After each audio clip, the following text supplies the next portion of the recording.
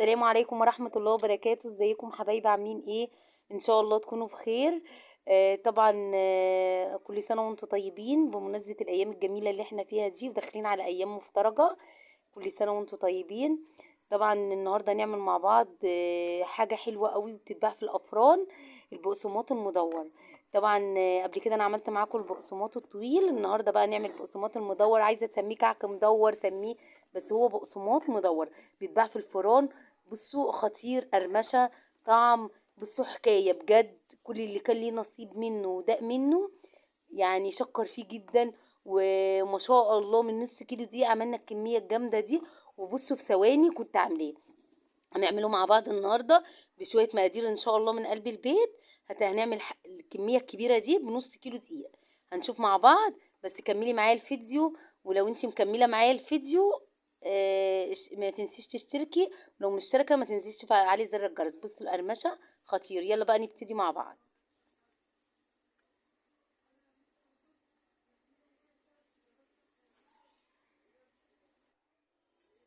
صلوا على النبي كده يا جماعه. اللهم صل وسلم وبارك على سيدنا محمد.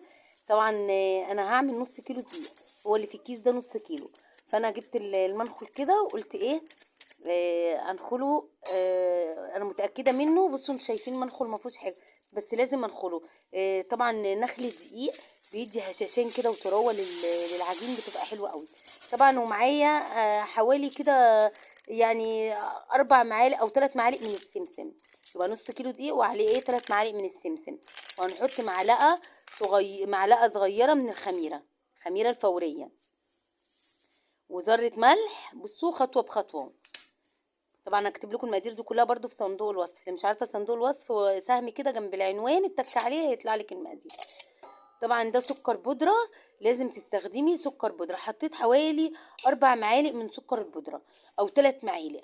بصوا السكر ده تبع رغبتك، بس بتفضل ان انت ما تكتريش السكر في قلب البقسماط المدور ده، لان انت ممكن تاكليه تفطري بيه مع حته جبنه الصبح.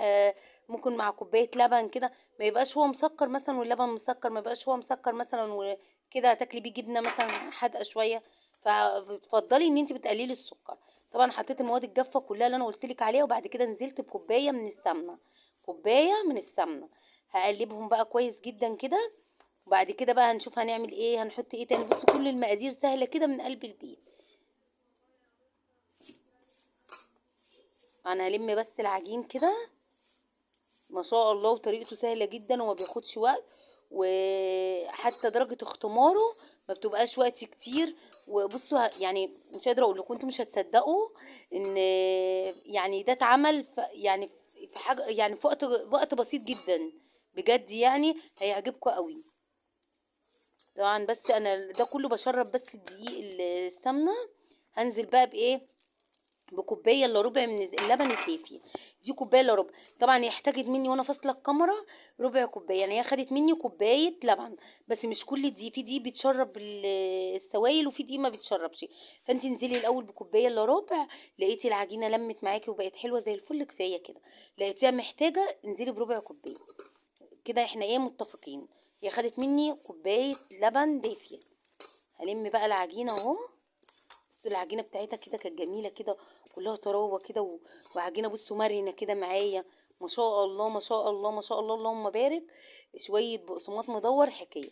بصوا لميتها اهي. طبعا انا كنت فصلت الكاميرا، حطيت بقى ربع كوبايه من اللبن احتاجت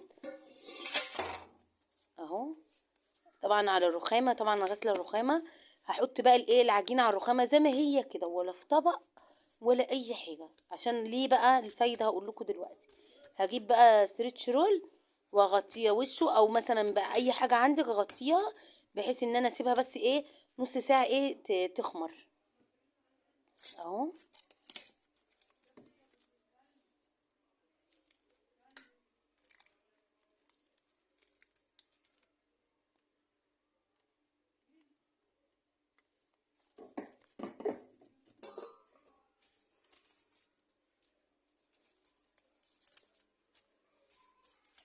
اهو طبعا هسيبها بقى ايه نص ساعه ترتاح. بعد النص ساعه هنرجع انا وانتوا مع بعض كده نشوف هنعمل ايه. طبعا هنا زي ما انتم شايفين كده كنت سبتها ارتاحت بقى ايه النص ساعه. طبعا هفردها كده على الرخامه زي ما هي كده، بالشكل اللي انتم شايفينه ده. بس هحاول افرد فيها بحيث ان هي ما تبقاش تخينه جدا اهو. وهي في نفس المكان، ولا بقى عص الرخامه زيت، ولا مسحتها اقصد مسحه زيت، ولا اي حاجه خالص. مجرد ان انا بفردها بس فرده بسيطه كده اهي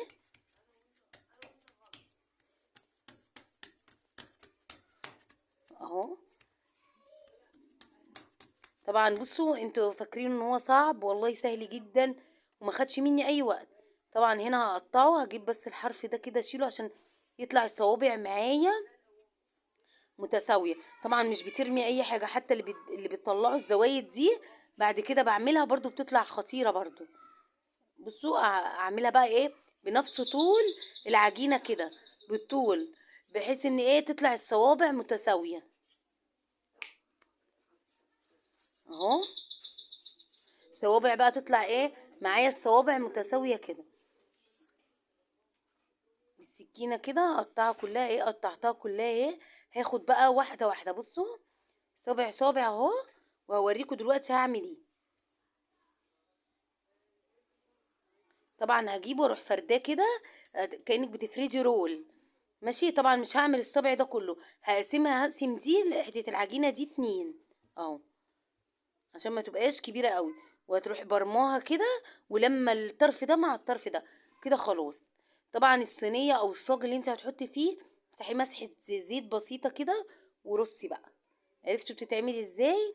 بتجيبي الصابع وتلفيه رول زي كده، وبعد كده تبرميه زي نظام حلق كده، وجيبي الطرف ده على الطرف ده اهو.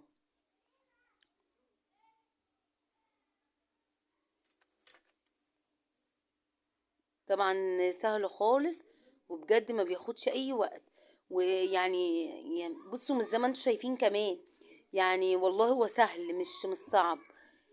واتمنى ان اللي يشوفني يعني يجرب اللي انا الوصفات اللي انا بقول لكم عليها. وصفات سهله جدا، والوصفات والله حتى لو انا بجرب حاجه قدامكم مره صدقوني يعني ببقى مجرباها قبليكم مثلا مره وبجربها لكم تاني عشان يعني اديكم نتيجه مظبوطه.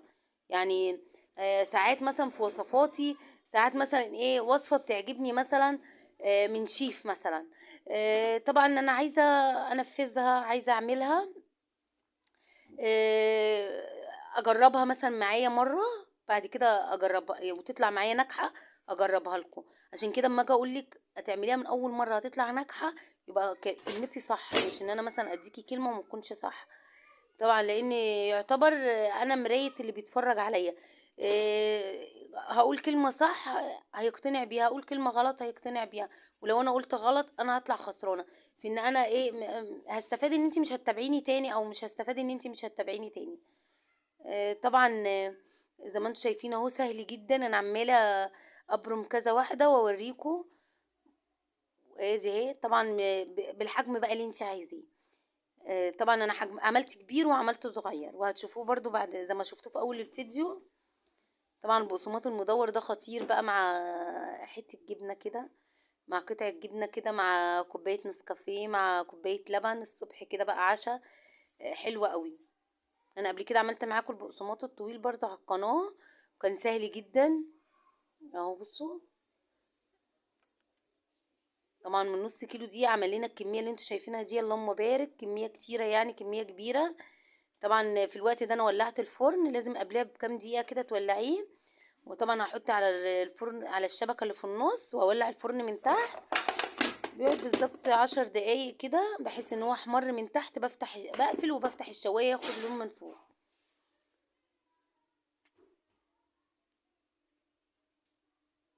طبعا انا بعد ما عملته يعني عملتها حلقات كلها، غطيتها وسبتها ترتاح 10 دقايق، بعد كده دخلتها الفرن زي ما انا قلت لكم. بصوا طلعت خطيره ازاي، بصوا اللون بجد تحفه، تحفه بجد، خطيره خطيره خطيره خطيره. اللي متفق ان هي معايا خطيره يقول لي بقى في الكومنتات. طبعا واللي مش مشتركه تشترك. ببقى مبسوطة باشتراكاتكم، ببقى مبسوطة بتعليقاتكم، مبسوطة لو داخل عليا مشترك جديد بيكتب لي كومنت كده، ببقى مبسوطة جدا على فكرة. واغلبية كومنتاتي بشوفها من تليفون تاني، تليفون بنتي، اي تليفون عندي في البيت. وساعات برد من تليفون مش شرط تليفوني، بشوف الكومنتات، لو ما شفتهاش النهارده ممكن اشوفها بكره بعده. وببقى مبسوطة جدا بكومنتاتكم وبلايكاتكم الحلوة وبمعجبيني الحلوين العسلات وبحبايبي وحتى اللي انا اعرفهم واللي ما اعرفهمش.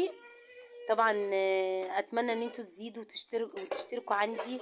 واتمنى ان انتوا تبقوا بدل ما تبقوا يعني شوية صغيرين يبقوا شوية كتار ان شاء الله، بيكوا اعلى بيكوا اكبر.